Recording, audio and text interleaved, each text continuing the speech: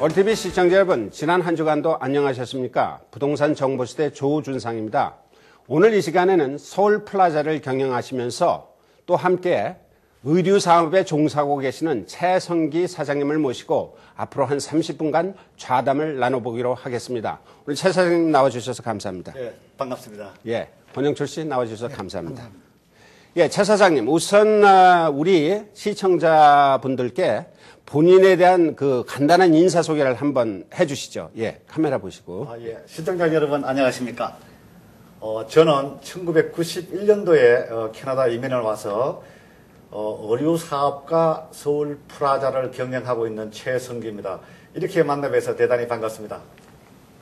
예, 최 사장님, 의류 사업 어떻게 한국에서도 그런 사업을 하셨습니까? 한국에서는 그 의류 사업을 하지 않았습니다. 쭉 직장 생활을 하다가 이민을 오게 되었고, 저의 아내가 여기 캐나다에서 말하는 소위 편의점, 중소규모의 편의점을 경영한 그런 경험은 있습니다. 예. 근데 어떻게 해서 그 의류에 또 손을 대시게 됐습니까? 의류 사업에 손을 시작하게 된 동기는 저희는 자녀들이 5명이 있습니다. 예. 아주 대단하십니다. 그래서 첫째, 둘째가 3명이 딸이고, 이제 밑으로 아들이 2인데, 어떤 생일이라든지 무슨 때가 되면은 제가 이제 옷 같은 걸 사가지고 집에 선물로 갖고 가고 있었는데, 캐나다에 와서 이렇게 의류 옷을 선물하기 위해서 베이라든지 젤러스라든지 가보면은 대부분이 중국산이고 퀄리티가 별로 한국과 비교해가지고 굉장히 안 좋더라고요. 예. 그래서 거기에 착안을 해서 의류업을 한번 해보면은 질 좋은 한국 상품을 갖고 와서 여기서 판매를 해보면은 잘 되지 않겠느냐, 그런 동기가 의류 사업을 시작하게 된 시발점이었습니다. 예. 대단하십니다. 한국에서 우리들 언뜻 생각에는 의류 사업을 그렇게 크게 하시니까 한국에서도 그런 사업에 종사를 하셨겠구나, 그렇게 생각을 하게 됐는데, 그러니까 이 나라에 오셔서 전혀 의류에는 관계가 없으신 그런 직장을 다니시다가 대단하십니다. 또 소문에는 또 그에 못지않게 부동산업에도, 그러니까 부동산 투자업에도 굉장히 활발하게 움직이신다는 소문을 제가 들었는데, 지금 영선상에 있죠? 서울 플라자가? 예, 위치는 6080 영스트리트이고, 핀치하고 스틸의 중간에 있다고 보시면 되겠습니다. 예. 거기서 되게 이제 하나의 디파트먼트 스토어죠? 그렇죠? 권혁철 씨? 그렇죠. 예. 디파트먼트 스토어인데 그 안에는 가게가 그럼 몇 개가 되는 겁니까? 그게 이제 땅 규모는, 전체 규모는 한 1에이커 조금 안 됩니다. 그리고 이제 건물 평수는 14,000 스퀘어피트 정도 되고, 1층은 한 7,000 스퀘어피트, 2층이 4,000 스퀘어피트, 그리고 지하가 한 3,000 스퀘어피트, 토탈 14,000 스퀘어피트인데, 1층은 현재 입점 업체가 참존 종합 화장품, 그 다음에 이제 매일 택배, 그 다음에 이제 서점은 좀 텍스트북이라고 참고 서적 위주의 서점입니다. 그리고 이제 밀리오리라고 한국에서 의류 도매업을 하시는 분이 여기 이제 직영점을 하나 더 낸 거고, 그 다음에 이제 호두과자, 그 다음에 제주 수산물 전문 해담원 레스토랑, 그리고 이란 차콜 바베큐 식당, 그렇게 해서 총 7개, 7개 매장이 있고, 또 뒤편으로는 미니 편의점이, 그러니까 이렇게 대형 식품점이 아닌 미니 편의점 개념의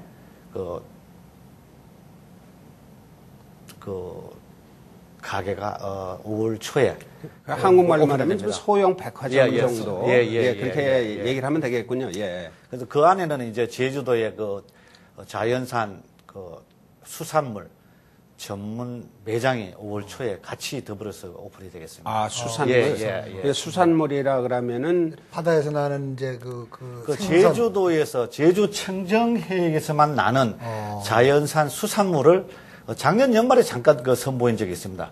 아, 예, 그렇습니까? 예, 도도수산이라고 아마 그 제주도에서는 그런 제일 가장 큰 수산회사인데 그 수산회사에서 작년에 이제 그 연말에 그 한번 그 이벤트성 행사를 했었는데 반응이 너무 좋기 때문에 이분들이 그 상설 매장을 갖다가 그 렌트를 했습니다.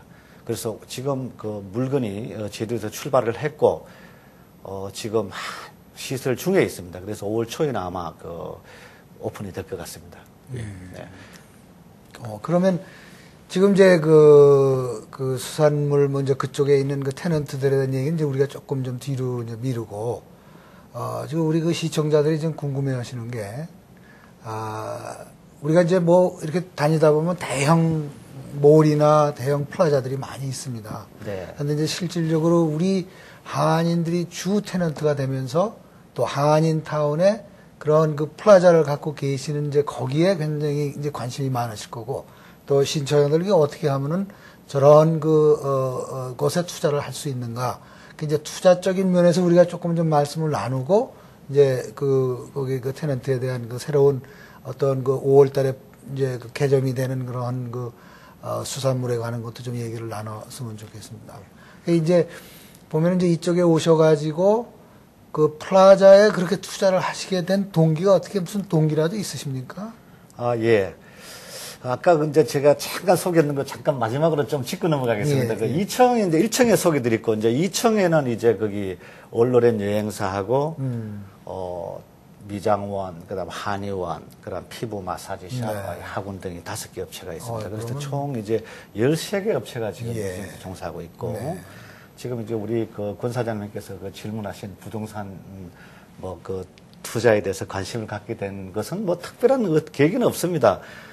캐나다에 뭐 처음 이민 와서 누구나 다 겪는 일이겠지만 뭐 특별한 이렇게 뭐 소득이 없을 때 주거비의 비중이 굉장히 높기 그렇죠. 때문에 예. 차라리 제가 집을 하나 사는 게 낫지 않느냐 그런 생각을 하게 됐고 또 저는 사업 이민을 왔습니다. 그렇기 때문에 꼭 비즈니스를 해야만 됐습니다. 네. 그래서 비즈니스를 하다 보니까 역시 렌트비가 컨벤셜 쪽이기 때문에 훨씬 더 높았습니다. 그래서 내 건물을 사서 비즈니스를 하는 게 더 효율적이라는 그런 생각이 들었기 때문에 그 부동산에 관심을 갖게 된 동기가 아니었나 그렇게 이제 생각을 하게 됩니다. 네. 예. 최 사장님은 제가 알기로는 뭐 좀 외람되지만은 서울 플라자 이외에도 여러 군데 부동산을 가지고 계신 걸로 제가 알고 있습니다. 근데 몇 년대에 오셨다고 그랬지, 여기에? 91년도. 91년대에 오셨으면 17년. 17년 만에 아주 굉장한 성장을 하셨습니다. 왜냐하면은 우리 뭐 여기 교민 중에서 뭐 30년, 40년 되신 분들도 많이 있지만은 참 그 최 사장님 20년도 안 되셔가지고 부동산 투자 또 무역업 그러니까 의류라는 게 사실 무역업을 그렇죠. 하시는 거거든요. 네. 무역업 이런 여러 군데 그 종사를 하시고 계신 거 보면 참으로 대단하십니다. 제가 또 한 가지 여쭤보고 싶은 거는 이제 지금 가지고 계신 서울 플라자가 이제 땅이 한국 평수로 말하면 한 1200평 되는 거죠? 예, 조금, 그 정도. 1200평 정도면은 거기에 뭐 웬만하신 분 같으면은 요새 유행하는 큰 하이라이즈 콘도미니엄도 짓고 다른 구상을 많이 하셨을 것 같은데, 한국, 백화점, 그러니까 디파트먼트 스토어를 하시게 된 뭐 특별한 이유가 있으십니까? 뭐 특별한 그런 이유는 없고 사실 제가 이제 부동산을 집에서부터 이렇게 이제 제 건물을 갖고 비즈를 하게 된 동기는 렌트비의 부담이 상당히 크다고 제가 말씀을 드렸고 그렇게 이제 부동산을 구입하기 됐을 때는 전문가의 상당한 이 조언과 도움이 많이 필요로 했습니다. 근데 이제 아시다시피 센츄리 21에서 소속된 에이전트 지금은 아마 지금 선교 사업을 하시는 걸로 알고 있습니다. 예. 그분의 많은 조언과 도움이 있었고, 예. 서울 프라자의 지금 질문하신 내용이 서울 프라자 이제 제가 질문 드린 거는 뭐 다른 용도로 그 땅을 쓸 수 있는 쪽이 많이 있는데 사실이 꼭 한국 백화점을 고집하신 이유.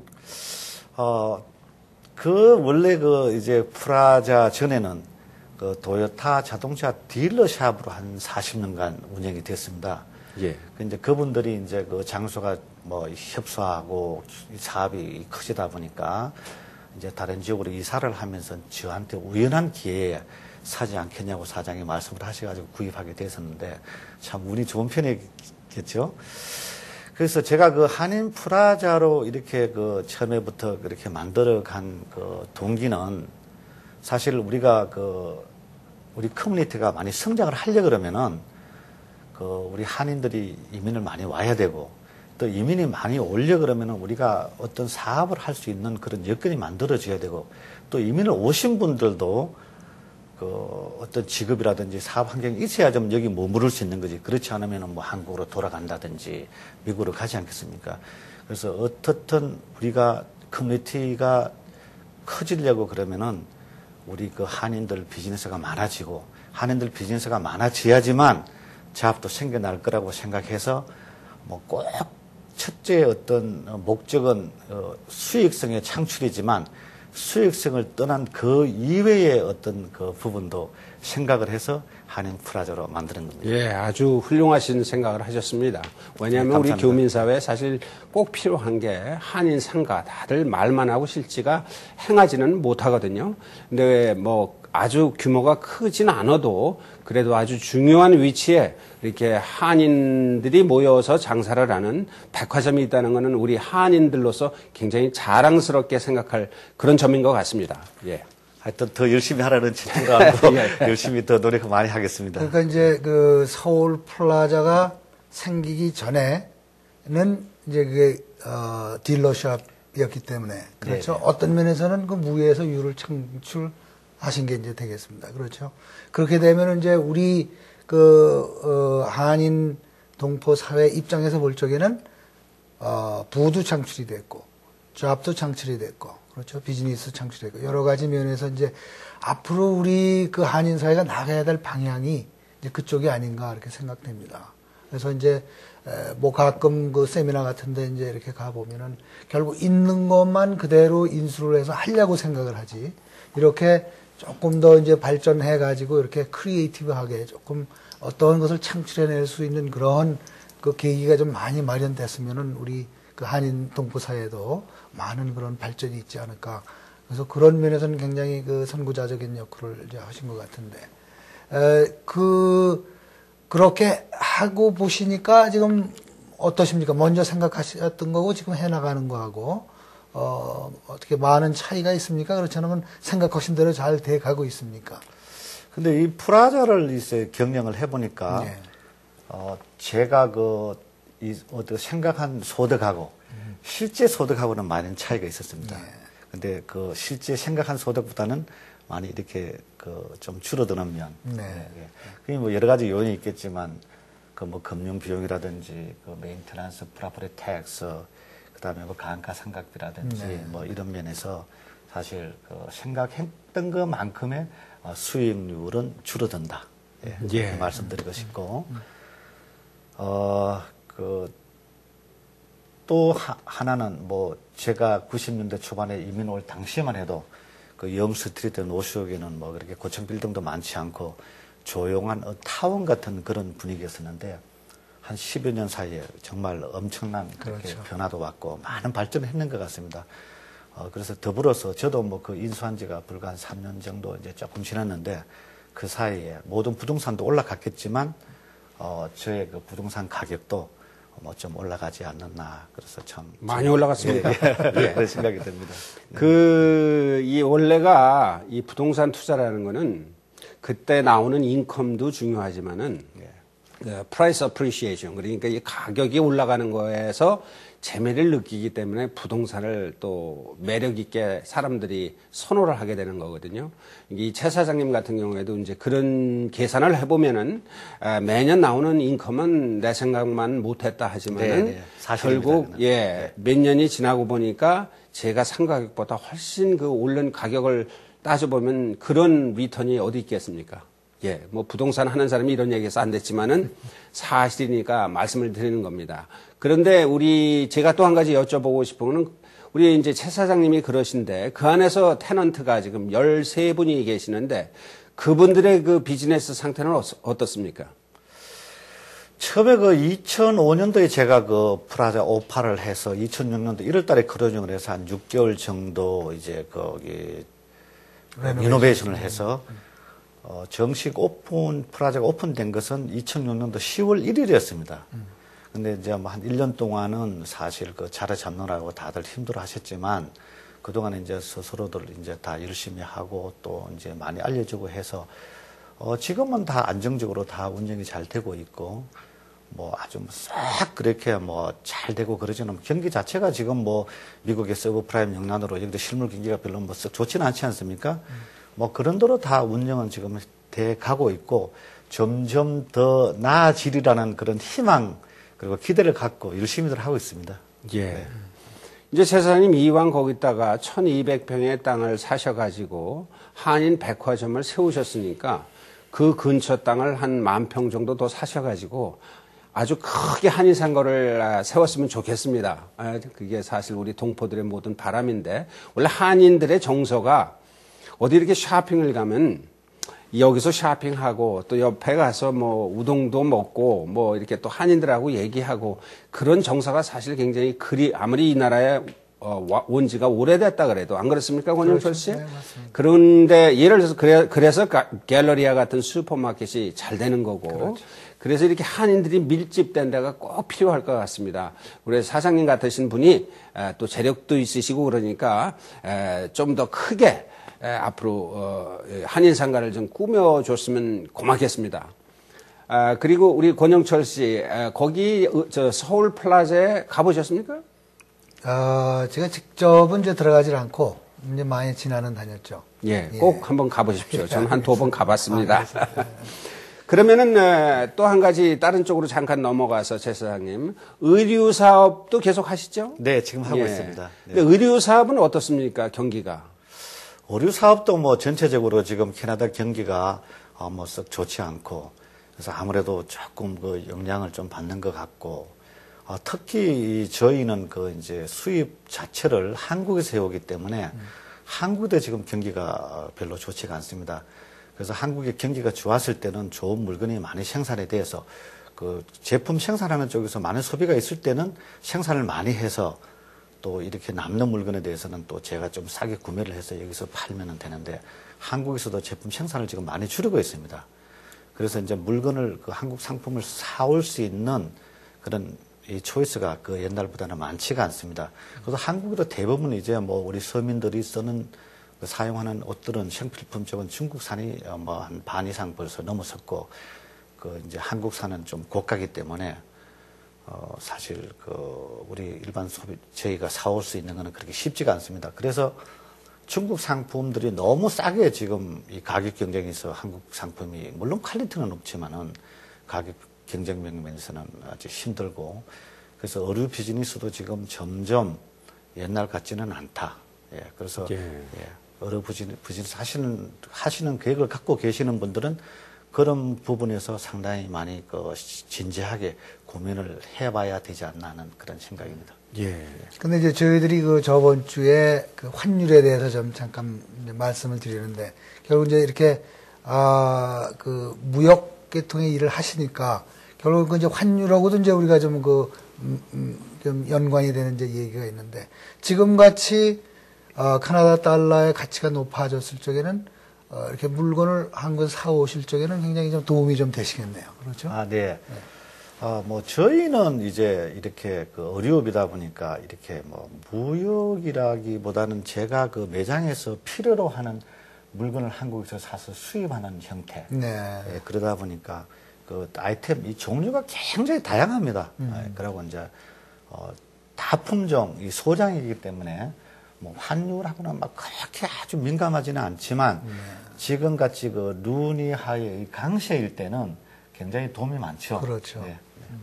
예. 그러면은 이런 말씀을 제가 여쭤보면 안 되지만은 의류 사업을 이렇게 하시다 보면은 그 재고 처리는 어떻게 하십니까? 그러니까 그게 아무래도 조금 아까 말씀하신 것처럼 옷이 같은 옷 한 벌 있다 그래도 사이즈가 하도 많으니까 아무래도 재고가 남지 않겠습니까?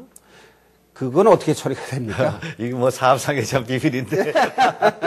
죄송합니다. 예. 그래서 이게 뭐 저희 같은 경우는 이게 참 어려움을 쉽게 그 손을 못 대는 이유 중에 하나가 이 재고 부담입니다. 사실 10개를 샀을 때 5개 정도만 판매할 수 있다 그러면은 대성공입니다. 아, 그렇습니까? 예, 예. 그래서 이제 모든 분들이 이 재고 부담 때문에 결국은 오류를 그 수입해 와서 팔고 그 좀 마진이 생기는 거는 그렇고 재고 물량으로 다 잡혀버리기 때문에 그 재고 부분이 관리가 가장 힘들고 그리고 그 부분이 어떻게 잘 이 컨트롤이 돼야지만 이 캐시 플로우가 되는 겁니다.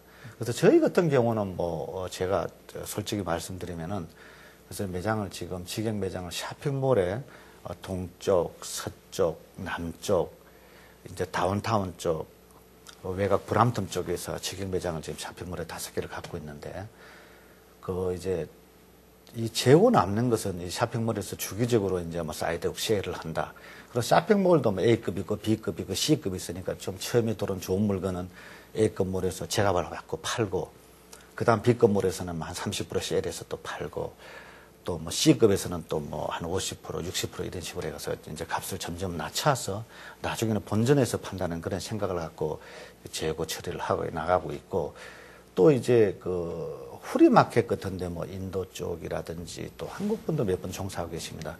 그런 데는 뭐 어차피 제가 이 그 원가 개념을 떠나서 그분들도 또 장사해서 같이 먹고 살아야 되니까 아주 저렴한 가격에 또 물건 공급해주면 그분들도 팔아서 또 저 물건 사가고 이렇게 해서 그런 식으로 지금 재고 처리를 해나가고 있습니다. 예, 결국은 재고가 이제 돌고 돌아서 훌리마켓까지 네. 간다. 그런 말씀이시네. 결국 훌리마켓까지 간다 그러면은 원가에서 결국은 밑지고 주셔야 되겠네요. 네, 그렇습니다. 근데 제가 알기로는 또 의류뿐이 아니고 다른 타 품종도 많이 그 수입을 하시고 계시는 걸로 알고 있는데 어떻습니까? 의류하고 비교를 했을 때. 그래서 이제 제가 수입하는 그 분야는 의류가 한 80% 비중을 차지하고 있고, 이제 그 이외에 주방용품이라든지 뭐 이불이라든지 뭐 이런 하우스홀드 이 제품들이 다수가 있는데, 그거는 뭐 제 주력 비즈니스는 아니지만 사실 이게 이제 이 의류만 갖고 컨테이너 물건을 다 집어넣으려고 그러면 어떨 때는 다 치우려고 그러면은 상당히 힘듭니다. 그래서 이제 그 남는 공간에는 어떨 때는 뭐 식품도 좀 들어올 수 있고, 부피가 큰 이불 같은 거, 어떻든 그 컨테이너 박스를 하나 제가 사서 거기는 물건을 다 치워야 되기 때문에, 그리고 다 치우지 않으면 이 놀링이 있기 때문에 막 물건이 쏟아지고 그렇습니다. 그래서 이제 그러다 보니까 또 소비자들도 옷, 지금 아까 조 회장님께서 잠깐 말씀하셨다시피 또 원스톱 쇼핑을 원하는 거기 때문에 옷을 사러 와서 또 뭐 이불도 찾는 분들도 있고 주방용품도 찾기 때문에 그러니까 사이드로 이제 그런 것도 수입을 하는데, 사실 그 아이템이 점점 많아지고 뭐 이렇게 규모가 커지다 보니까 이 제가 또 서울 프라자도 경영을 해야 되고, 그래서 이제 거기에 사실 그 점점 좀 소홀해지는 그런 면도 있습니다. 그리고 주방용품이라든지 이런 것도 이제 그 중국산도 질이 지금 점점 많이 좋아지고 있습니다. 그래서 경쟁력 자체가 한국산이 많이 지금 떨어지고 있다. 그래서 이제 조금 그런 거는 비중을 줄여나가는 그런 추세가 있습니다. 예. 네. 권영철 씨, 그 사실은 지금 최 사장님도 말씀하셨지만은 이 중국산, 뭐 비단 옷뿐이 아니고 뭐 이제는 생선까지 또 공유까지 중국산 때문에 좀 한국 분들이 그 제가 화면에서 자주 그 보게 되는데 굉장히 여러 가지로 힘든 것 같아요. 우선 가격이 뭐 반도 안 된다는 그런 얘기인데, 그러면 우리 한국에서 농사를 지신다거나 아니면은 어부들, 고기 잡는 어부들이라든가 아니면 또 옷, 가멧 생산업을 하시는 분, 여러 분야에서 지금 한국이 어떤 살아날 길이 남았나. 그게 좀 궁금합니다. 최 선생님 어떻게 생각하세요? 한국은 어떻게 해야지 중국 마켓을 이길 수가 있겠습니까, 지금? 이 지금 한국에서 말씀하시는 건지 캐나다에서 그러니까 캐나다에서 한국인으로서 한국을 걱정해서 네. 예. 그래서 이제 이게 정말 제가 그런 분야에서 전문가가 아니니까 그 말씀을 드릴 자격이 있을지는 모르겠습니다. 그래서 제 경험에서 비추어서 이 말씀을 드리보자면은 결국은 우리가 이민 와 있는 우리는 정말 시집간 그 딸이 그 친정이 잘 돼야 되다시피 우리 고국이 잘 돼야 되는데 그 중국 상품이 지금 정말 저렴한 가격에 너무 많이 이렇게 들어와서 한국의 그 제조업들이 상당히 그 위험에 처해 있고 지금 도산되는 업체도 뭐 다소 많은 거로 그렇게 알고 있는데 어쨌든 이제 한국에도 그 기업 하시는 분들이 지금 우리는 이제 어떤 제조업 이렇게 뭐 의류라든지 뭐 이런 이렇게 좀 그 인건비의 비중이 많은 그런 포션은 줄여나가면서 하이텍 쪽으로 가기 때문에 뭐 좀 이렇게 차별화가 되지 않나 그런 생각이 들고 또 뭐 의류도 그 우리가 섬유 세계 3대 대국이라고 그러는데 지금 중국산이 너무 많이 범람하기 때문에 경쟁력이 없는 업체들은 많이 도산하고 있지만 또 소비자들이 싼 것만 다 찾는 건 아닙니다. 그렇죠. 그래서 이제 저는 굉장히 많이 걱정을 했는 게 IMF를 겪으면서 야 중국산도 이 품질이 많이 좋아지면서 가격에서 너무 많이 차이가 나니까 이거 정말 한국 업체들이 존립할 수 있을까 이런 걱정을 참 많이 했는데 그 남대문이라든지 동대문이라든지 광장시장 이런 데 가보면은 뭐 중국산은 중국산대로 또 팔려나가면서 그 뭐 나염이라든지 디자인이라든지 바느질이라든지 퀄리티라는 거는 완전히 차별해가지고서 우리가 그냥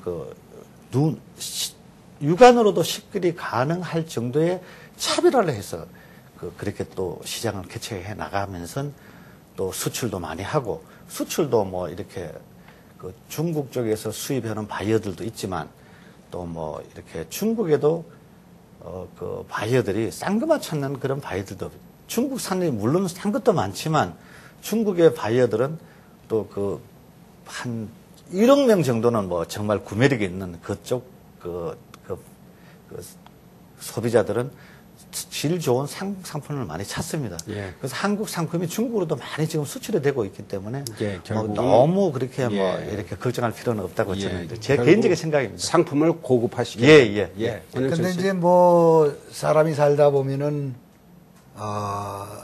이 소생할 구멍이 없을 것 같은데도 때로는 우리가 그 틈새 공양이라죠. 어떤 그 한 면을 보게 되면 우리가 저것이 우리가 나갈 길이다. 지금 말씀하신 대로 고급화시킨다, 차별화시키는 이제 그런 건데 이제 말씀을 지금 제가 조금 좀 이제 바꿔서 그렇게 이제 그 서울 플라자를 하시면서 여러 그 테넌트들하고 같이 이제 이렇게 사업을 하시는데 저희들이 이렇게 항상 부러운 거는 이제 뭐 중국 사람들 부러우고 뭐 주이시들 부러워하고 뭐 다운타운에 가보면 그 큰 뭐 몇십억 되는 그런 그 빌딩들이 팔리고 그게 혼자 하는 게 아니거든요. 네. 여러 자본이 모여서 그런 큰 거를 이룰 수 있어요. 그러니까 지금 이제 이렇게 혼자서 하시다 보니까 우리 그 동포 사업을 위해서 좀 뭔가를 좀 더 큰 거를 좀 해서 좀 보탬이 될 수 있다 하는 그런 생각을 하셨을 걸로 저는 믿고 있습니다. 그런데 그런 쪽에서 생각하실 때 다른 그 어떤 그 자본하고 같이 한데 합쳐서 그 자본 쪽에서 그걸 할 수 있는 그런 생각은 하시고 계신지 또 앞으로 그런 계획은 있으신지 한번 말씀을 한번 해주시죠. 참 굉장히 어려운 질문 같습니다.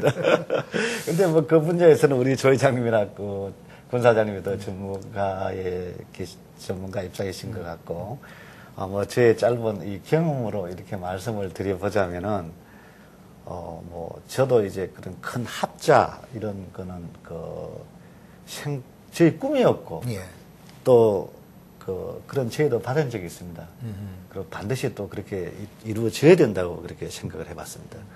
그렇지만 뭐 저 개인적으로는 그동안 이제 건물도 짓고 또 프라자문 이노베이션도 하고 하느라고 사실 아직도 정리가 덜 됐습니다. 네. 그리고 이제 바쁘고 이래서 아주 뭐 구체적으로 이렇게 생각은 못 해봤지만 네. 센츄리 21 같은 데는 이 뭐 조직력도 있고 또 그동안의 노하우 또 주류사회 뭐 건설회사의 어떤 커넥션 이런 걸로 해서 어떤 가장 적합한 그런 회사가 아니겠나 그런 생각이 들고 만일 뭐 그런 일을 추진을 한다면은 저는 거의 그렇게 동참할 그런 의사가 있습니다. 결국 이제 이런 그 자본과 이제 노하우가 이제 합쳐져서 정말 명실공히 우리가 한인 사회에서 이런 것을 우리 후세들을 위해서 한번 만들어냈구나 하는 그런 것들이 좀 곧 좀 나왔으면 좋겠습니다. 그래서 우리 최 사장 같으신 분들이 좀 여러분이 이제 나오셔가지고 같이 그런 그 좋은 그 결실을 좀 맺었으면 하는 바람입니다. 예. 최 사장님, 그 또 한 가지 제가 사실 이 대화가 왔다 갔다 하는데. 네. 그 의류에 대해서는 그 수입을 할 때 네. 관세는 어떻게 됩니까? 이 나라 관세. 근데 그 의류 그 관세가 사실 다른 품목보다는 굉장히 높습니다. 그렇습니다. 네네. 그 미국하고 캐나다하고 멕시코는 아시다시피 이제 FTA가 이제 체결돼 있고 한국하고는 아직 지금 뭐 체결하려고 지금 하지만 아직 뭐 큰 진전이 없는 걸로 알고 있습니다. 그래서 그 지금 그 캐나다 쪽에서만 섬유가 사실 경쟁력이 전혀 한국하고 봤을 때는 없다고 봐야 되죠. 예. 그때 캐나다 쪽에서는 그 지금 기존 있는 제조업체들을 보호하기 위해서 그 프리 트레이드가 되지 않는 그런 국가하고는 사실 상당히 자기들이 불리한 그런 쪽은 관세를 좀 높여서 이렇게 이 국내 기업을 보호하려는 그런 입장입니다. 예. 그래서 대충 GST하고 듀티하고 합치면은 거의 한 18% 정도 됩니다. 예. 그러니까 1,000원에 사면 한 180원은 세금이 되겠네요. 예. 관세가. 네네. 그리고 이제 어떻든 그전에는 2년 전만 해도 이 쿼타가 있었기 때문에 한국 상품이 마음대로 얼마 물량이 일정 이상이 들어오지를 못했습니다. 그래서 이제 이게 그 우루과이 라운드가 이제 체결이 되면서 그게 가입한 국가는 이제 그 쿼타에 그 제한을 받지 않습니다. 예. 불과 그 쿼타 해제된 지가 불과 한 2, 3년 정도밖에 되지 않았습니다. 그렇습니까? 네네. 한국에서 들여오는 물건은 쿼타가 예, 없어졌습니다. 난쿼타입니다, 현재는. 예. 예. 그래서 관세만 물면은 한국의 상품은 어떤 것들이 일부 품목은 지금 남아 있는 걸로 알고 있습니다. 뭐 방한복이라든지 뭐 방어환 같은 거 아주 그런 모르겠는데 거의 지금 쿼타는 지금 난쿼타입니다. 근데 컨테이너를 들어오시면은 그 밸류를 써야 되지 않습니까? 예, 예. 근데 예를 들어서 10,000불어치를 들어올 때 3,000불이라고 쓰면은 우선 그게 물론 불법이고 속이는 것이지만은 세금도 낮아지는 거 아닙니까? 그렇게 조 회장님이 그냥 생각하시면은, 예, 뭐 그렇겠죠. 과연 예. 이제 뭐 한국에 비싼 게 예를 들어서 뭐 보통 뭐 웬만한 수트 하나도 한국에서는 뭐 10만 원, 20만 원인데 예. 그 10만 원, 20만 원 그대로 이제 그 인보이스를 다 만들게 되면은 그 가격에서 세금이 부과되는 거니까 사실 그 제품의 그 경쟁력이 굉장히 내려간다고 봐야 되겠습니다. 예. 그렇지만 일단 한국에서 이제 리테일 가격하고 이제 뭐 쉽게 얘기하면 땡 가격 뭐 이렇게 이제 하고 이제 어떤 적정한 그 우리가 도매로 살 수 있는 가격하고는 이제 리테일 가격, 그다음에 도매 가격, 그다음에 외국에 수출 나가는 가격, 그다음에 덤핑 가격 여러 단계가 있습니다. 근데 거기에 이제 뭐 적정히 이 캐나다에서 봐서 상식선에서 너무 지나치지 않은 범위 내에서 가격이 그 인보이스가 만들어져야지 될 것 같고 정말 아주 그 중요한 그 지적을 해주신 것 같은데 그 의류 수입하시는 분들한테 그리고 어떤 경우에는 이제 뭐 지금 우리가 매스컴에서 가끔 덤핑 판정 뭐 이렇게 그런 게 참 그렇죠. 땡처리라고 하죠. 땡처리. 예. 이제 뭐 미국이나 뭐 이런 데 쪽에서 한국 상품이 너무 터무니없이 가격이 싸게 돌아가지고 시장 가격을 파괴하고 혼란스럽게 한다 그래가지고 덤핑 조사를 하니 뭐 이런 경우도 생기는데 그는 뭐 아주 큰 기업들이 수출을 많이 했을 때 자기들의 시장에 어떤 위협을 받을 때는 뭐 그런 문제까지 대두가 되겠지만 사실 뭐 이렇게 생계형으로 저희들같이 조그만하게 비즈니스 하는 분들한테는 가격 인보이스 문제로 뭐 시비를 건다든지 그런 적은 아직까지 한 번도 없었습니다. 예. 어제 최 사장님 말씀하실 때마다 조그만 우리 같은 조그만 그걸 강조를 하시는데 매장이 5개나 있으시고 예, 저희들 동포들로 봐서는 저희들이 봐서는 굉장히 큰 사업을 하시고 계십니다. 근데 굉장히 겸손하셔가지고 자꾸 조그맣다고 하시는데 그 컨테이너 하나 하면은 이 무게로 따집니까? 아니면 양으로 따집니까? 컨테이너로 오는 거는 절대 그 어떤 무게는 전혀 제한을 받지 않습니다. 네. 컨테이너 박스 하나를 제가 빌린다고 보면 됩니다. 그 안에는 어떤 물건을 넣든 뭐 돌을 넣든 어떤 무게가 뭐 쇳덩어리를 넣어서 무게가 거기 많이 나간다 그래가지고 뭐 그 돈 더 차지하고 그런 건 없습니다. 근데 에어로 오는 거는 무게하고 부피하고 같이 계산을 하게 됩니다. 예. 그렇지만 이제 배로 오는 컨테이너는 단지 컨테이너 그 20피트 컨테이너냐, 40피트냐, 40피트 컨테이너가 3가지 종류가 있습니다. 이제 20피트가 있고 40피트가 있고 40피트 하이가 있습니다. 그래서 그 컨테이너의 그 사이즈에 따라서 가격이 결정이 되는 겁니다. 예. 그러면 예를 들어서 컨테이너 하나가 40피트짜리가 온다 그러면은 대체적으로 가격이 얼마나 먹힙니까? 아, 운반비. 운반비. 예, 예. 운반비가 이제 그것도 이게 이제 참 그 묘합니다. 우리가 대한항공 타보면은 뭐 이 로우 시즌, 그 하이 시즌이 있고 막 픽 시즌이 있어가지고 가격이 그렇습니까? 다 틀리지 않습니까? 예. 그래서 이게 이제 그 컨테이너도 올 때, 시기적으로 이 물량이 많은 시기가 있습니다. 보통 여름 쪽에 있던 이제 픽 시즌입니다. 하이 시즌이 돼가지고 그 돈이 요금 차지가 더 많아지고 또 이렇게 겨울 쪽이라든지 뭐 이렇게 크리스마스 좀 지나고 1, 2월 달에 뭐 모든 게 다 설로하지 않습니까? 그때는 이게 이제 그것도 가격이 좀 내려갑니다. 가격이 좀 내려가고 이게 차이가 많은데 또 그러고 이제 이게 한국 부산에서 이제 출발했을 때 밴쿠버로 발에 들어오느냐 그러면 좀 시간이 많이 단축이 됩니다. 안 그러면 미국 시애틀 거쳐가지고 또 밴쿠버로 오느냐 직항으로 오느냐 위에서 오느냐 거기에 따라서 가격이 또 틀립니다. 보통 배를 이용하십니까? 아니면 예, 저는 주로 배로 많이 이용합니다. 아주 급한 물건 에어로 이용하고 에어로 뭐 하다 보면은 그게 이제 코스트가 많이 올라가기 때문에 경쟁력이 많이 상실됩니다. 그래서 주로 한 95% 정도는 그 컨테이너 배로 이용하고 나머지 한 5% 정도가 아주 급한 거 뭐 손님이 오다 했다든지. 에버리지 가격이 그래도 있을 거 아닙니까? 미디어. 그래서 이제 이게 보통 이 컨테이너 가격은 이제 그 결제 통화가 US이기 때문에 보통 US로 그 결정이 됩니다. 그래서 20피트짜리는 뭐 이렇게 하이 시즌, 로 시즌 말고 보통 레귤레이션으로 보면은 한 선사마다 물론 또 차이가 다 있습니다. 이게 예. 여러 선박회사가 많기 때문에 한 유에서 3,000불 정도. 예. 거기서 왔다 갔다. 생각보다는 그렇게 그 비싼 거는 아닌데 뭐 컨테이너를 제가 못 봐서 사이즈를 모르겠지만은 어쨌든 이제 그것이 다 리테일 프라이스에 이제 반영이 되는 거기 때문에. 네네. 그렇죠? 될 수 있으면 많은 양을 당연하겠죠. 가져와서 네. 하는 예. 것이 하고. 그렇죠. 그 사실 뭐 차 사장님은 참 하시는 일이 많습니다. 이게 또 무역업도 하시고 또 부동산 또 투자업도 하시고 또 관리도 하시고 참 몸이 10개라도 모자라시겠습니다.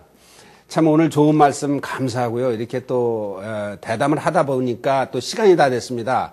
언제 한번 또 이제 지금 가지고 계신 상가를 한 또 10배 이상으로 넓히셔가지고 GRTV에 한번 다시 한번 나오셔서 우리 대담하는 기회를 가지기로 하고 오늘은 여기서 마쳐야 되겠습니다. 마치기 전에 우리 최 사장님, 얼티비 시청자 여러분들한테 그 무역업에 대한 또 부동산 투자업에 대한 그런 걸 잠깐 조언을 한마디 해주시고 이 프로그램을 마쳐야 되겠습니다. 제가 그 부동산 전문가도 아니면서 부동산 투자업에 대해서 뭐 이렇게 말씀드릴 자격이 있는지 모르겠습니다만 제가 그 간단히 말씀드리면은 부동산 투자업은 이렇게 뭐 어떤 수익성이냐 안 그러면은 투자성이냐 장기 투자냐 장기 투자냐 어떤 로케이션을 봐가지고 투자를 하셔야 될 것 같고 부동산은 장기적인 그 관점에서 투자를 해야 되지 않나 그렇게 저는 생각이 됩니다. 예. 그리고 저 같은 이제 프라자를 뭐 한 이렇게 3년 경영을 해보니까 그 테넌트들이 이제 자주 빌 때도 있고 나가고 바뀌고 그러기 때문에 예상 수익보다는 분명히 줄어들 수 있고 그 다음에 이제 예상 수익률보다 적었을 때의 어떤 캐시 플로어에 대비할 수 있는 그런 캐시 플로어의 어떤 리스크에 대비할 수 있는 게 가장 중요한 포인트다. 예. 그거 하나 말씀 좀 드린 건데, 저거는 경험에 의해서 말씀을 드린 겁니다. 예. 그리고 뭐 의류업은 제가 지금 15년째 해오고 있는데, 저의 바람은 이제 뭐 컨비니언스 스토어도 이제 저희들이 점점 이제 조금 옛날 같지는 잘 되지 않지 않습니까? 모든 여건 자체가. 그래서 이제 우리가 이제 우리 교민사의 그 업종을 좀 많이 의류, 그 다음에 뭐 비즈니스, 뭐 여러 가지로 좀 많이 다변화되면은 우리 새로 이민 오시는 분들이 선택의 폭이 좀 넓어질 수 있지 않느냐. 그런 면에서 의류업도 우리가 대안으로 생각해 볼 수 있는 하나의 그 좋은 비즈니스다. 그래서 의류업에 관심이 있는 분들은 제가 그동안에 가지고 있던 그 노하우를 그냥 하나도 숨김없이 다 그렇게 말씀드릴 그런 용의도 있고 하여튼 뭐 언제든지 저한테 연락을 주시면은 제가 성의껏 제가 있는 거 다 그대로 감사합니다. 말씀드리도록 하겠습니다. 대단히 감사합니다. 이렇게 좋은 시간에 초대해 주셔서. 예, 얼티비 시청자 여러분, 오늘은 서울 플라자 부동산 투자업을 여러 해 동안 해오시고 또 부동산 투자업이란 당장의 그 인컴이 조금 생각과 맞지 않을 수 있지만은 장기적으로 보면은 괜찮다는 그런 말씀과 함께 또 의류업도 우리 한인 동포들이 좀 시야를 넓혀서 여러 분야에 그중에 의류업도 괜찮은 업종이라는 그런 말씀을 하시는 것 같습니다. 오늘 최 사장님 나와주셔서 감사합니다. 예, 대단히 감사합니다. 권혁철 씨 감사합니다. 감사합니다. 시청자 여러분, 저는 다음 주 이 시간에 새로운 업계, 새로운 분을 모시고 여러분을 배울 것을 약속하면서 오늘 여기서 인사드리겠습니다. 안녕히 계십시오.